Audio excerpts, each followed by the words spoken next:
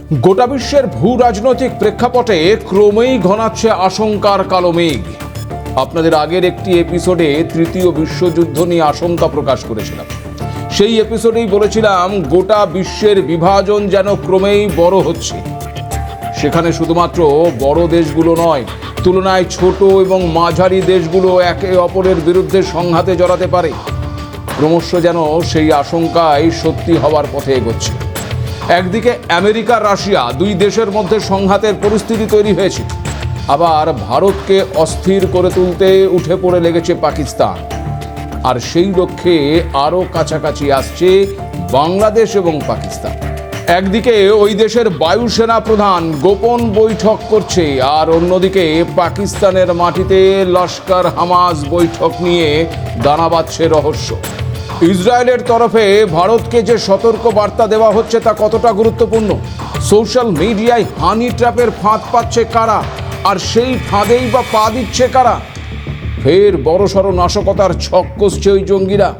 যে পাকিস্তানের নিজের অবস্থানের কোনো ঠিক ঠিকানা নেই, সেই পাকিস্তানের এত স্পর্ধার নেপথ্যে কোন অদৃশ্য শক্তির হাত? পরিস্থিতি যেদিকে গড়াচ্ছে তাতে শীঘ্রই কি প্রতিবেশী তিন দেশের মধ্যে যুদ্ধের পরিস্থিতি তৈরি হতে পারে?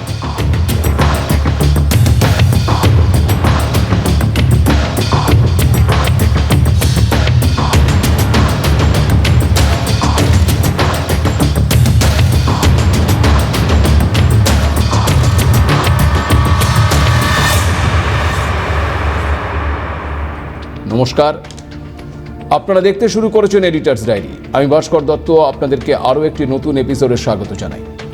নিউ ইয়ার হ্যাপি হবে কি হবে না তা নিয়ে কিন্তু ইতিমধ্যেই সংশয় তৈরি হয়ে গেছে। কারণটা আপনারা অনেকেই জানেন।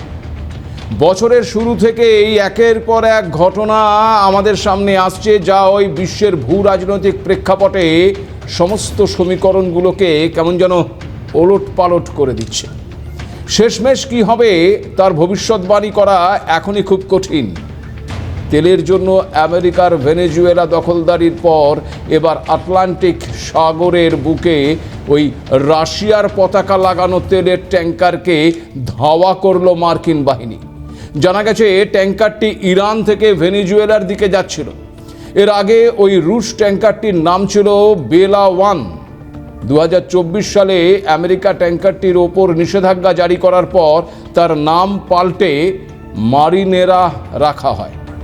মার্কিন প্রতিরোধ এড়াতে ট্যাঙ্কারটি গতিপথ পরিবর্তন করে এবং আটলান্টিক মহাসাগরে ফিরে যায় বলেই জানা গেছে। আবার তেল ট্যাঙ্কারটির নিরাপত্তার জন্য একটি বিশালাকার সাবমেরিন নামিয়েছেন পুতিন। পোসিডন নামের এই পরমাণু বোমা বহনকারী রুশ সাবমেরিন বেলগরদ এখন আটলান্টিকে টহল দিচ্ছে বলেই জানা গেছে। আবার সেই সাবমেরিনকে ঠেকাতে প্রস্তুত ন্যাটো, যুদ্ধবিমান উঠছে আকাশে। সব মিলিয়ে পরিস্থিতি যে ক্রমশ ঘোরালো হচ্ছে তা বলাই যায়। এদিকে যেমন এডিটার্স ডায়েরি নজর রাখছে, ঠিক তেমন অন্য আরেকটি দিকে নজর দিতেই হচ্ছে, আর তা হলো ওই পাক ষড়যন্ত্র। অপারেশন সিঁদুরের পর এবার জঙ্গিদের সঙ্গে নিয়ে ভারতের বিরুদ্ধে রিভেঞ্জ খেলা চালিয়ে যাচ্ছে ওই পাকিস্তান সরকার। দেখুন, এমনিতেই জঙ্গিদের স্বর্গ বলা হয় ওই পাকিস্তানকে। এবার সেই পাকিস্তানের মাটিতে ফের একবার চিন্তা বাড়াচ্ছে জঙ্গিদের গোপন বৈঠক। সংবাদ মাধ্যমগুলো বলছে ওই পাকিস্তানের গুজরানওয়ালায় লস্করে তৈবার রাজনৈতিক শাখা বলে পরিচিত পাকিস্তান মার্কাজি মুসলিম লীগের এক অনুষ্ঠানে প্রকাশ্যে একসঙ্গে দেখা গেছে ওই হামাস এবং লস্করে তৈবার শীর্ষ নেতাদের। ওই অনুষ্ঠানে প্রধান অতিথি হিসেবে দেখা গেছে হামাসের সিনিয়র কমান্ডার নাজি জাহিরকে। অনুষ্ঠানের মঞ্চে তাকে দেখা গেছে PMML এর আড়ালে কাজ করা ওই লস্করে তৈবার শীর্ষ নেতা রশিদ আলী সান্ধুর সঙ্গে।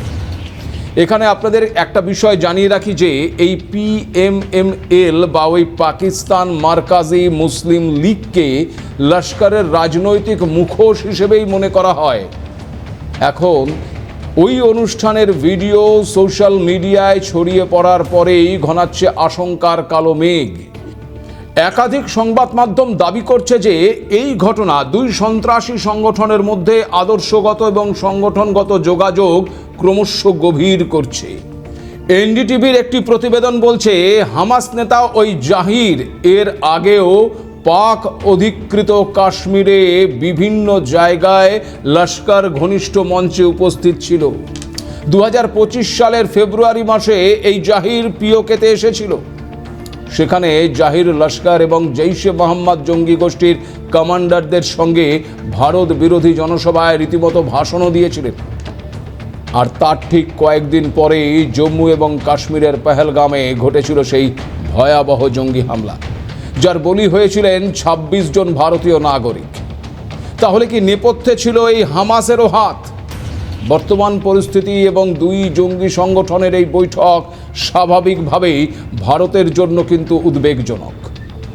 অন্যদিকে এই ঘটনা সামনে এসেছে এমন একটা সময় যখন গাজা পরবর্তী পরিস্থিতিতে পাকিস্তানের সম্ভাব্য ভূমিকা নিয়ে ওই ওয়াশিংটনে আলোচনা চলছে।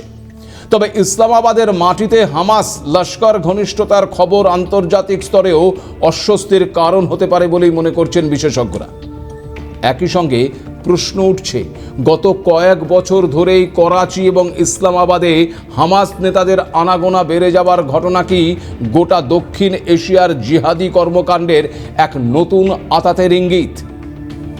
আর লস্কর এবং হামাসের এই ভাই ভাই ব্যাপার স্যাপার দেখে ইতিমধ্যেই ভারতকে সতর্ক করেছে ইসরায়েল। ইসরায়েলের বিদেশ মন্ত্রকের মতে এই দুই গোষ্ঠীর হাত মেলানো মানে ভারতের আঞ্চলিক নিরাপত্তার জন্য বড় মাপের হুমকি। লস্করের জঙ্গি নেটওয়ার্ক আর হামাসের রণকৌশল মিশে গেলে তা বড় বিপদের কারণ হতে পারে ভারতের জন্য। তাহলে ভারতের মাটিতে কি শীঘ্রই বড়সড় নাশকতা ঘটনার পরিকল্পনা করছে ওই পাকিস্তান? কারণ দুই জঙ্গি নেতার এই দহরম মহরম ছাড়াও জানা যাচ্ছে আরও এক ভয়ঙ্কর তথ্য, আর তা হলো বরাবরের মতন ওই সোশ্যাল মিডিয়ায় হানি ট্র্যাপের জাল বিছিয়েছে পাকিস্তান, যার নেপথ্যে রয়েছে আবার ওই আইএসআই এর হাত। আর এই হানি ট্র্যাপের ফাঁদে পা দিচ্ছে বহু ভারতীয়। ঠিক যেমন এই ফাঁদে পা দিয়েছিল হরিয়ানার আম্বালার 31 বছর বয়সের যুবক সুনীল। ইতিমধ্যেই তাকে গ্রেপ্তার করা হয়েছে। তদন্তে জানা যাচ্ছে যে ভুয়ো অনলাইন পরিচয়ের মাধ্যমে প্রথমে ভারতীয়দের বিশ্বাস অর্জন করে এই হানি ট্র্যাপটি, আর বিশ্বাস অর্জনের পর তারা সুবিধে এবং টাকার বিনিময়ে সংবেদনশীল সামরিক তথ্য দাবি করে। তদন্তকারীদের মতে গত 6 থেকে 7 মাস ধরে ধৃত এই সুনীল সোশ্যাল মিডিয়া প্ল্যাটফর্মের মাধ্যমে পাকিস্তানি হ্যান্ডেলারদের সঙ্গে রীতিমতো যোগাযোগ করছিল। আইএসআইয়ের পরিকল্পনা মতো এক মহিলার ভুয়ো প্রোফাইলের মাধ্যমে তাকে প্রথমে প্রলুব্ধ করা হয়। একসময় এই ভুয়ো প্রোফাইলের সঙ্গে আবেগ এবং প্রলোভনে জড়িয়ে যাওয়ার পরে ব্ল্যাকমেলের ফাঁদে পড়ে যান ওই ধৃত যুবক সুনীল।